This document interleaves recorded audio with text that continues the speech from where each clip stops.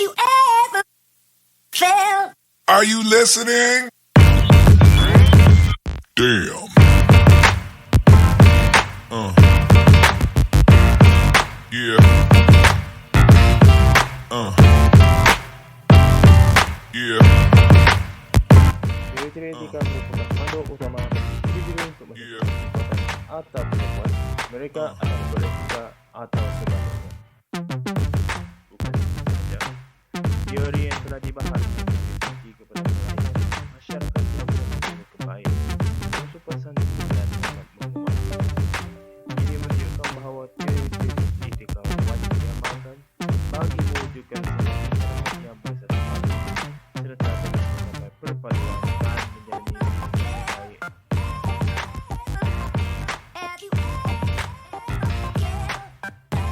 Egoism mengatakan bahawa sesuatu aktiviti adalah wajar berdasarkan kesannya kepada orang itu. Perkataan egoism berasal daripada perkataan Latin iaitu ego. Egoism tidak boleh dikelirukan dengan egotisme yang merujuk kepada kelimpahan psikologi minat atau aktiviti sendiri. Ini adalah teori individualistik.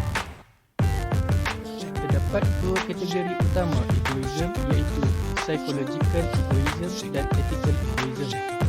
Egoism psikologi berpegang bahawa setiap organisma sentiasa didorong oleh aktiviti yang mementingkan diri sendiri.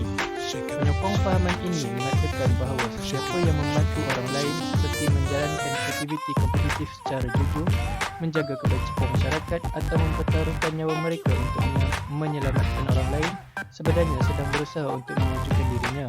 Hujah ini menolak kewujudan norma moral altruistik membantu yang mengutamakan kepentingan diri orang lain daripada kepentingan diri untuk meningkatkan keuntungan. Ethical egoism berpendapat bahawa kita tidak seharusnya mengabaikan sepenuhnya kepentingan orang lain, tapi kita harus mempertimbangkan mereka apabila melakukan tindakan yang akan menguntungkan diri sendiri secara langsung. Wujud tiga bentuk dalam etika egoism. Hal ini mentarifkan bahawa setiap individu patut bertindak sebagaimana yang saya buat berasaskan kepentingan saya.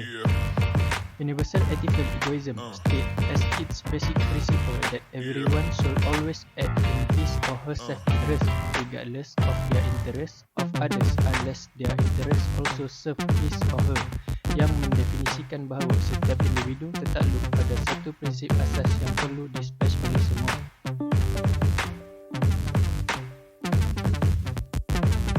Teori altruism. Altruism merupakan sifat atau prinsip suka mengutamakan kebajikan atau kebahagiaan orang lain daripada diri sendiri. Amalan ini adalah sifat murni dalam banyak budaya dan merupakan panduan kepada banyak agama. Dalam agama Buddha, ia dianggap sebagai sifat asas bagi fitrah manusia. Dalam budaya Inggeris, idea ini sering diperkenalkan sebagai peraturan-peraturan etika. Jenis-jenis altruism. Terdapat beberapa jenis altruism, antaranya altruism genetik. Jenis altruism ini melibatkan penglibatan dalam tindakan altruistik yang memberi manfaat kepada ahli keluarga terdekat. Sebagai contoh, ibu bapa dan ahli keluarga yang lain sering melakukan pengorbanan demi memenuhi keperluan ahli keluarga. Seterusnya, altruism timbal balik. Jenis altruism ini berdasarkan hubungan saling memberi dan menerima.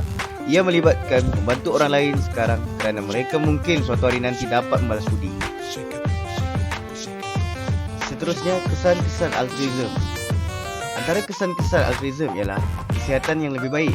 Berkelakuan altruistik boleh meningkatkan kesihatan fizikal dalam berbagai cara. Orang yang menjadi sukarelawan mempunyai kesihatan keseluruhan yang lebih baik dan kerap terlibat dalam tingkah laku membantu dikaitkan dengan kadar kematian yang lebih jauh rendah.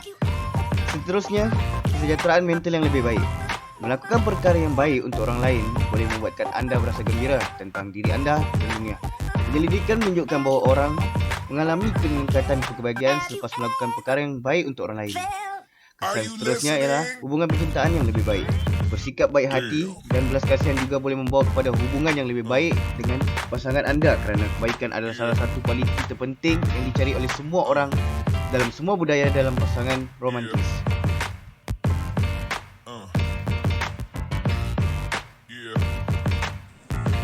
Utilitarianism.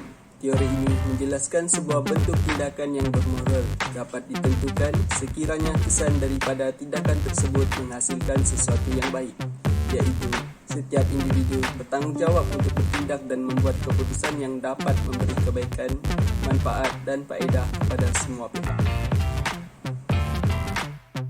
Utilitarianism adalah teori moral yang menghancurkan tindakan yang memupuk kebahagiaan atau keseronokan dan menentang tindakan yang menyebabkan ketidakbahagiaan atau bahaya. Utilitarian adalah perkara yang bersifat membawa manfaat yang paling besar kepada seberapa ramai orang yang mungkin. Pada perspektif utilitarian, seseorang harus memaksimumkan kebaikan keseluruhan, iaitu dengan mempertimbangkan kebaikan orang lain serta kebaikan untuk diri sendiri. Utilitarianism terbagi kepada dua, iaitu egg-utilitarianism dan rule-utilitarianism. Egg-utilitarianism bermaksud setiap individu wajar bertindak untuk kebaikan dan kesejahteraan masyarakat secara keseluruhan, iaitu tidak bertindak untuk kepentingan individu sahaja. Contoh yang dapat dilihat adalah tindakan berdasarkan sikap baik dapat membawa kesan yang baik, manakala sikap buruk adalah tindakan yang membawa kepada kesan yang buruk kepada masyarakat dan negara. Rule utilitarianism adalah sebuah bentuk peraturan atau undang-undang yang perlu diikuti untuk menjamin kesejahteraan seluruh masyarakat. Setiap individu dalam masyarakat adalah sama tarafnya dan kedudukannya di sisi undang-undang tanpa mengira kepada kedudukan sosial dan wujudnya diskriminasi bagi mewujudkan kemakmuran bersama.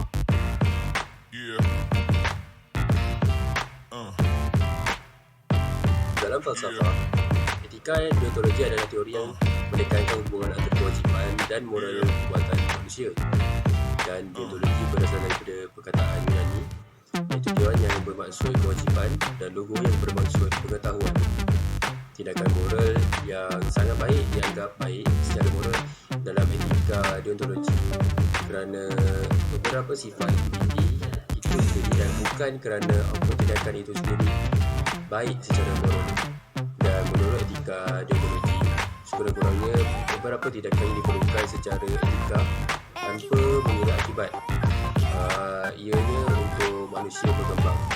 Dan kewajipan sebagai tugas, kebajikan adalah ganjarannya dan biarkan keadilan dilakukan walaupun langit runtuh adalah contoh-contoh etika tersebut.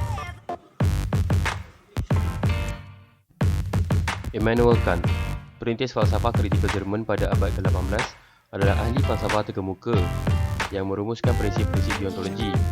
Tidak ada yang baik tanpa kelayakan menurut Kant, kecuali muhibah yang ditakdirkan sebagai keinginan untuk bertindak mengikut undang-undang moral dan kerana menghormati undang-undang itu dan bukannya kecenderungan semula jadi. Beliau melihat undang-undang moral sebagai keperluan kategori, iaitu perintah yang tidak layak yang merasakan bahawa bahan undang-undang dapat ditentukan semata-mata oleh alasan manusia. Dan akibatnya, keperluan kategori terbesar adalah bertindak semata-mata pada pepatah yang mana ada mungkin ingin bahawa ia menjadi undang-undang sejagat pada masa yang sama.